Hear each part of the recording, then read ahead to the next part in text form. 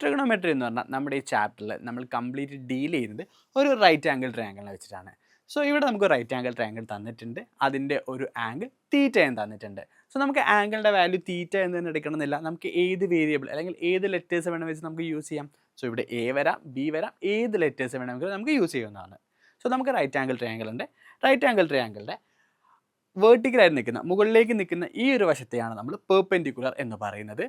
അതുപോലെ തന്നെ ഹൊറിസോണ്ടൽ ആയിട്ടുള്ള ഈ ഒരു സൈഡിനെയാണ് നമ്മൾ ബേസ് എന്ന് പറയുന്നത്. ബേസിനെയും പെർപെൻഡിക്കുലറിനെയും കണക്ട് ചെയ്ത് വരയ്ക്കുന്ന ലൈനാണ് നമ്മുടെ, അല്ലെങ്കിൽ സൈഡാണ് നമ്മുടെ ഹൈപ്പോട്ടനസ് എന്ന് പറയുന്നത്. സോ നമുക്കൊരു റൈറ്റ് ആംഗിൾ ട്രയാങ്കിൾ ഉണ്ട്, നമ്മുടെ ആംഗിൾ തീറ്റയാണ്. ഈ തീറ്റയ്ക്ക് ഓപ്പോസിറ്റുള്ള സൈഡിനെയാണ് നമ്മൾ ഓപ്പോസിറ്റ് സൈഡ് എന്നുകൊണ്ട് റെപ്രസെൻറ്റ് ചെയ്യുന്നത്. സോ തീറ്റയുടെ അതേ സൈഡിനെയാണ് നമ്മൾ അഡ്ജസൻറ്റ് സൈഡ് എന്ന് റെപ്രസെൻറ്റ് ചെയ്യുന്നത്.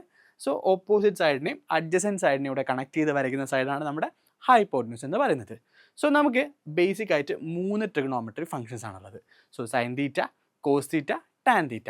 സോ ആക്ച്വലി ട്രിഗണോമെട്രി ഫംഗ്ഷൻസ് എന്ന് പറയുന്നത് നമ്മൾ ഒരു ട്രയാങ്കിളിലെ, ഒരു റൈറ്റ് ആംഗിൾ ട്രയാങ്കിളിലെ ഏതെങ്കിലും ഒരു ആംഗിളിനെയും അതിൻ്റെ സൈഡ്സിനെയും തമ്മിലുള്ള ഒരു റിലേഷനെ റെപ്രസെൻറ്റ് ചെയ്യാൻ വേണ്ടി ഉപയോഗിക്കുന്ന ഫംഗ്ഷൻസിനെയാണ് നമ്മൾ ട്രിഗണോമെട്രിക് ഫംഗ്ഷൻസ് എന്നുകൊണ്ട് ഉദ്ദേശിക്കുന്നത്.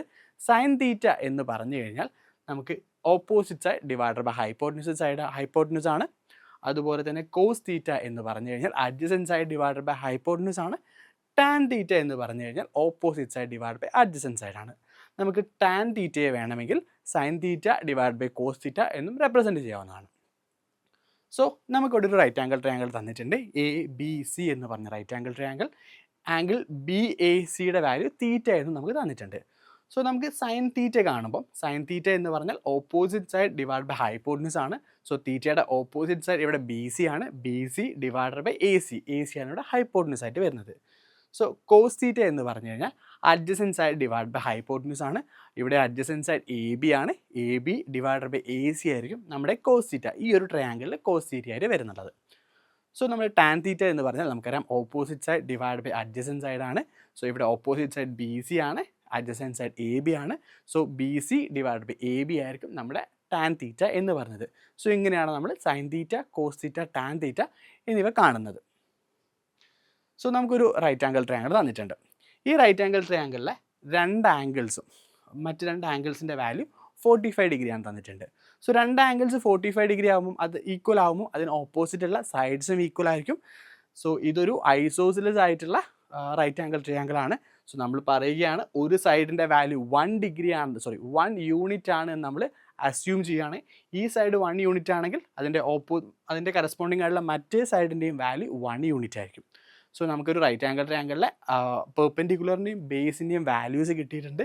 സോ ഇത് വെച്ച് നമുക്ക് പൈതഗോറസ് തിയറം ഉപയോഗിച്ച് നമുക്ക് ഹൈപ്പോട്ടനസിൻ്റെ വാല്യൂ കണ്ടുപിടിക്കാം. സോ ഹൈപ്പോട്ടനസിൻ്റെ വാല്യൂ കണ്ടുപിടിക്കുമ്പോൾ സ്ക്വയർ റൂട്ട് ഓഫ് 1² + 1² ആണ് വരിക, ദാറ്റ് ഈസ് √2 ആയിരിക്കും നമ്മുടെ ഹൈപ്പോട്ടനസിൻ്റെ വാല്യൂ വരിക. അങ്ങനെയാണെങ്കിൽ നമുക്ക് പറയാൻ പറ്റുമല്ലോ, ഒരു റൈറ്റ് ആംഗിൾ ട്രയാങ്കിൾ ഉണ്ട്, അതിൻ്റെ മറ്റ് രണ്ട് ആംഗിൾസിൻ്റെ വാല്യൂ ഈക്വൽ ആണെങ്കിൽ, അതായത് 45 ഡിഗ്രി ആണെങ്കിൽ അതിൻ്റെ സൈഡ്സിൻ്റെ റേഷ്യോ 1:1:√2 ആയിരിക്കും എന്ന് നമുക്ക് പറയാൻ പറ്റും. ഇവിടെ 1 എന്ന യൂണിറ്റ് വരുന്ന സൈഡ്സ് എന്ന് പറയുന്നത് അതിൻ്റെ ബേസിൻ്റെയും പെർപെൻഡിക്കുലറിൻ്റെയും വാല്യൂസ് ആയിരിക്കും. √2 നമ്മുടെ ഹൈപ്പോട്ടനസിൻ്റെ വാല്യൂ ആയിരിക്കും. ഇനി നമുക്ക് ഒരു ഇക്വിലാറ്ററൽ ട്രയാങ്കിൾ ഉണ്ട്, 2 യൂണിറ്റ്സ് സൈഡ് വരുന്ന ഒരു ഇക്വിലാറ്ററൽ ട്രയാങ്കിൾ ഉണ്ട്. സോ ഇക്വിലാറ്ററൽ ട്രയാങ്കിൾ ആകുമ്പോൾ അതിൻ്റെ 3 ആംഗിൾസിൻ്റെയും വാല്യൂ 60 ഡിഗ്രി ഈച്ച് ആയിരിക്കും. നമ്മൾ ഈ ടോപ്പ് വേർട്ടെക്സിൽ നിന്ന് ബേസിലേക്ക് നമ്മളൊരു പെർപെൻഡിക്കുലർ ഡ്രോപ്പ് ചെയ്യും. സോ നമ്മൾ പെർപെൻഡിക്കുലർ ഡ്രോപ്പ് ചെയ്യുമ്പോൾ ഈ ഒരു പെർപെൻഡിക്കുലർ ആയിരിക്കും ടോപ്പ് വേർട്ടെക്സ് 30 ഡിഗ്രി ആയിട്ട് സ്പ്ലിറ്റ് ആവും. സോ നമുക്കൊരു റൈറ്റ് ആംഗിൾ ട്രയാങ്കിൾ അവിടെ കിട്ടും. 60 ഡിഗ്രിയും 30 ഡിഗ്രിയും 90 ഡിഗ്രിയും ആയിട്ടുള്ള ഒരു റൈറ്റ് ആംഗിൾ ട്രയാങ്കിൾ നമുക്ക് കിട്ടും.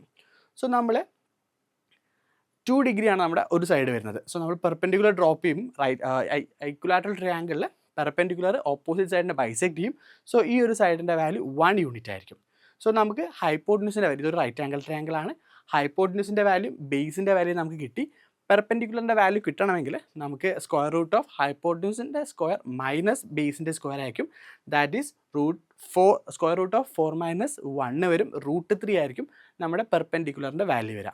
സോ നമുക്ക് ഇവിടുന്ന് കൺക്ലൂഡ് ചെയ്യാം, നമുക്കൊരു റൈറ്റ് ആംഗിൾ ട്രയാങ്കിൾ ഉണ്ട്, അതിൻ്റെ ആംഗിൾസ് 30, 60, 90 ആണെങ്കിൽ 30 എന്ന് പറയുന്ന ആംഗിളിന് ഓപ്പോസിറ്റ് വരുന്ന സൈഡിൻ്റെ വാല്യൂ 1 യൂണിറ്റ് ആയിരിക്കും, 60 എന്ന ആംഗിളിന് ഓപ്പോസിറ്റ് വരുന്ന സൈഡിൻ്റെ വാല്യൂ √3 യൂണിറ്റ് ആയിരിക്കും.